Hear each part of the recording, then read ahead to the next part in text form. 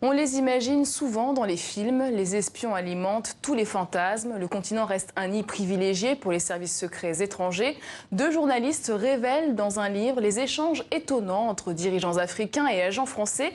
Nous avons le plaisir de les recevoir ce soir. Bonsoir Antoine Glaser et Thomas Hoffnung. Bonsoir. Alors votre livre « Nos chers espions en Afrique » vient de paraître aux éditions Fayard. Antoine Glaser, pourquoi vous avez décidé de dévoiler certains secrets de l'espionnage en Afrique ?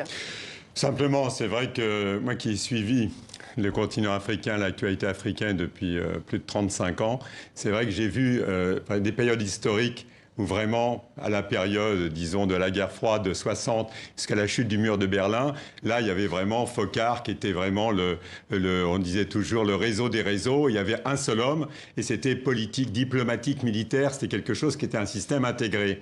À la chute du mur de Berlin, c'est vrai qu'il y a eu un peu les diplomates, les hommes d'affaires, mais dans une période actuelle, avec une Afrique qui se mondialise, au moment où la France, elle perd un peu pied, c'est dans ces moments-là où elle fait monter les hommes de l'ombre, des services secrets, parce qu'eux, ils ont les infos sur qui fait quoi en Afrique. Et donc, c'est une période historique donnée qui fait qu'on voit les hommes de l'ombre, et que ce soit des diplomates, des hommes d'affaires, très souvent, ils ont un lien avec les services secrets. Donc, l'idée est venue par rapport, disons, à une période historique donnée. Et en quoi le travail des espions français a changé avec les indépendances, Thomas Hoffnung ? Il a changé comme la relation entre la France et le continent a changé. C'est-à-dire que, comme l'a dit Antoine, il y a une période où il y avait une sorte de monopole de fait pour les agents français. Il y avait certains conseillers qui étaient dans vraiment l'antichambre de certains présidents africains. Maintenant, c'est terminé tout ça. Et donc, je dirais qu'il y a une forme de normalisation, quelque part, du travail des services. Et il y a plus de concurrents, il y a plus de rivalité, plus de compétition. Et pour les services français, c'est sans doute plus dur. Là. Il y a une sorte d'âge d'or qui est terminé. Alors, vous estimez dans votre livre qu'il y a des présidents chouchous des services français. Alors, vous citez le Gabon d'Ali Bongo, Sassou Nguesso du Congo-Brazza, Idriss Déby du Tchad. Pourquoi les services français ont jeté leur dévolu sur eux, Antoine Glaser ? Il y a des présidents africains, c'est maintenant de notoriété publique, que Idriss Déby a été accompagné au pouvoir à N'Djamena par un conseiller qui était un conseiller français des services secrets depuis Khartoum. Donc il a été installé au pouvoir à une période historique donnée, quand la France s'inquiétait d'une poussée américaine de soutien à Hissène Habré. Donc il est resté un président chouchou parce que la France a besoin d'Idriss Déby pour tout ce qui se passe dans toutes ces zones sahélo-sahariennes. Il a toujours été protégé par les services français au moment où il a failli perdre le pouvoir, au moment des rébellions. En 2008 encore, c'est quand même la France, encore les services qui l'ont protégé. Et puis il y a d'autres présidents qui sont des présidents parce que, pour faire court, très souvent, les services secrets, ils préfèrent un diable qu'ils connaissent à un ange inconnu. Donc, je veux dire, la plupart du temps, ces présidents africains bénéficient d'une prime à la stabilité, surtout dans une période de lutte contre le terrorisme, de déstabilisation. Et les présidents africains, ils font comprendre en disant « Attention, vous savez pas, voilà, l'opposition, vous aurez des problèmes, etc. » Et ils donnent des gages. Et les gages, c'est du renseignement. Donc, du temps des anciens présidents Houphouët-Boigny, Omar Bongo, ils étaient quasiment intégrés dans le dispositif de Jacques Foccart. Actuellement, ils ne sont plus intégrés dans le dispositif. Mais comme ces chefs d'État africains, eux, ils ont des alternatives. Ça veut dire qu'ils peuvent aller chercher les Israéliens, les Américains ou les Russes. À partir de ce moment-là, les services français, ils ont tendance à dire finalement, lui, on le connaît, il n'est pas si mal. On va y revenir. Dans votre enquête, vous révélez cette anecdote assez étonnante. Chaque mardi et jeudi, le président centrafricain Touadéra a un rendez-vous rituel avec un colonel de l'espionnage français. C'est un cas unique sur le continent, Thomas Hoffnung ? Ça le devient de plus en plus. Hein. C'est vrai que, comme l'a dit Antoine, par exemple, dans l'entourage d'Idriss Déby, il y avait Jean-Marc Gadoulet, qui a fait parler de lui au moment des histoires des otages dans le Sahel, qui était très proche d'Idriss Déby.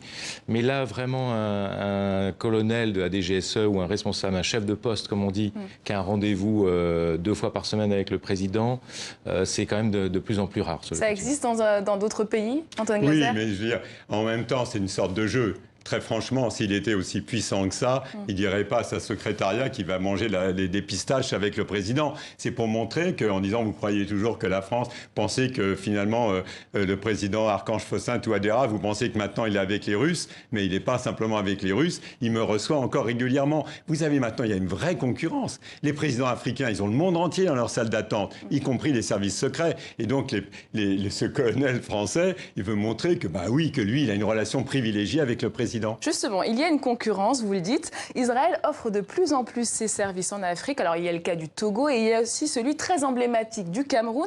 Pourquoi, dans ces deux pays, Israël détrône les Français ? L'histoire du Cameroun, c'est une vieille histoire. Hein. Pour faire court, en avril 1984, vous avez une tentative de coup d'État contre le président, je dirais, qui avait succédé, qui était Paul Biya, qui avait succédé à Amadou Ahidjo. Et le président Paul Biya était persuadé que les services français avaient soutenu ce coup d'État. Et donc, il a été chercher les Israéliens. En plus, il a aussi une relation privilégiée, aussi au niveau religieux, au niveau ésotérique, avec Israël, la Kabbale et autres. Il s'intéresse à un certain nombre de choses proches, finalement, d'Israël. Il a toujours été soutenu par les Israéliens. Et encore maintenant, la garde présidentielle au Cameroun, et le BIR, la brigade d'intervention rapide, ce sont surtout les Israéliens. Et y a-t-il d'autres pays qui menacent le précaré français? On parle souvent de la Chine ou de la Russie, Thomas Hoffnung. Alors la Chine, je pense que c'est surtout, pour l'instant, elle est restée assez impartiale, assez neutre au niveau politique. Donc c'est les intérêts économiques, on le sait, qui priment. Il y a eu la fin de l'espionnage de l'Union africaine aussi. Voilà, c'est vrai qu'elle a fait elle a construit le siège de l'Union africaine et on sait souvent que ces projets sont souvent intéressés. Et d'ailleurs, on raconte dans le livre que les services secrets français essayent de dissuader certains pays africains de se doter de matériel d'interception construit par les Chinois, parce que vous pouvez toujours mettre des logiciels espions qui permettent d'intercepter directement les informations. Mais donc, il y a les Chinois, il y a, comme l'a dit Antoine, les Russes, par exemple, qui sont de plus en plus présents en Centrafrique, les Israéliens également. Mais les Chinois, c'est vrai que ça reste encore un peu marginal, mais ça va monter. On l'a bien vu avec le Zimbabwe, ils vont être obligés de faire de la politique aussi en Afrique. Et donc, qui dit politique, dit renseignement. Et pourquoi la France perd du terrain dans le renseignement? D'abord, il faut quand même dire que c'était totalement anormal. On était quand même la période de la guerre froide. La France a bénéficié de 60 à 90 d'une situation de monopole, que ce soit au niveau du business, politique, diplomatique. Il n'y avait pas de concurrence. Donc c'est vrai qu'il faut reconnaître. Elle contrôlait les marchés africains à 60%. Elle était très proche des présidents. Donc c'est vrai que c'est une autre période historique. Simplement, la France n'a pas compris, n'a pas vu l'Afrique se mondialiser. Et comme elle n'a pas vu l'Afrique se mondialiser, elle était toujours persuadée, moi j'ai connu des hommes d'affaires qui étaient persuadés que les Chinois auraient besoin d'eux pour parler aux Africains. Et du coup, ils étaient surpris de voir que quand les Africains disaient « mais attendez, vous les Blancs, vous ne montez pas dans nos bus, les Chinois, ils montent dans nos bus, et puis ils ont les mêmes produits que nous ». Ils n'ont pas compris, vu que l'Afrique se mondialisait. Et pareil au niveau des services secrets, qui ne connaissent pas les sociétés civiles, au niveau social et économique, il y a des bouleversements en Afrique que la France a mal maîtrisés. Alors, vous revenez aussi sur le cas du Mali et la proximité des services français avec les combattants ou ex-rebelles Touareg. Selon vous, quel est le double jeu de la France ?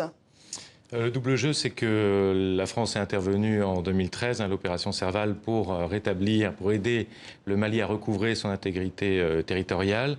Mais dans le même temps, elle s'est appuyée sur ceux qui menacent cette intégrité, entre autres les séparatistes Touareg. Elle avait besoin d'eux, les services et l'armée avaient besoin des rebelles Touareg pour les aiguiller dans cette région explosive du nord du Mali et aussi également pour essayer de retrouver la trace des otages. Donc il y a ce pas de deux. Mais ça, les espions, c'est leur quotidien. C'est jamais ni tout blanc ni tout noir. Il faut avoir plusieurs fils, tirer plusieurs fils. Et quels sont les risques à maintenir cette alliance informelle ?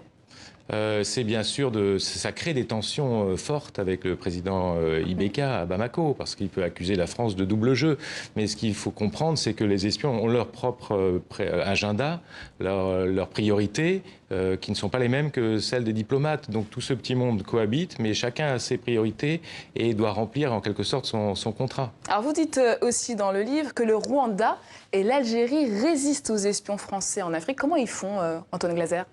Simplement, au Rwanda, quand vous avez l'ancien patron Claude Zilberzan, qui était au niveau de l'époque du SDEC, et qui lui-même nous dit moi, j'avais déconseillé au président François Mitterrand de faire toute une opération au Rwanda. On voit bien que les services, ils peuvent jouer dans l'autre sens. Ça veut dire parfois, vous pouvez avoir l'armée qui veut intervenir au Rwanda pour un certain nombre de ses propres considérations, ses propres stratégies d'analyse, et vous pouvez avoir les services secrets où Claude Zilberzan, il nous dit carrément, moi, on n'avait personne au Rwanda, je veux dire, c'est l'ancienne colonie belge, on connaissait personne et on était contre. Donc, vous voyez comment les choses peuvent évoluer. C'est bien évident que le président, tout le monde sait que le président Paul Kagame était chef des services secrets en Ouganda. Bon, il est arrivé sans doute beaucoup plus avec des gens du SAS britannique qu'avec les gars de la DGSE. Donc, je veux dire, c'est aussi le problème de l'Afrique. C'est que l'Afrique, contrairement à la Chine, qui est dans tous les pays, chaque ancienne puissance coloniale reste dans son précaré. Les Anglais sont toujours au Ghana ou au Nigeria, etc. Les Français dans leur précaré et les lusophones, les Portugais aussi. Alors, cette question, quels sont les pays africains qui ont le mieux développé leur système de renseignement, leur propre système de renseignement? On a un chapitre qui est consacré justement à la coopération entre la DGSE et ses cousins sur le continent. C'est vrai que les services de sécurité et services de renseignement locaux étaient très tournés vers la défense du régime.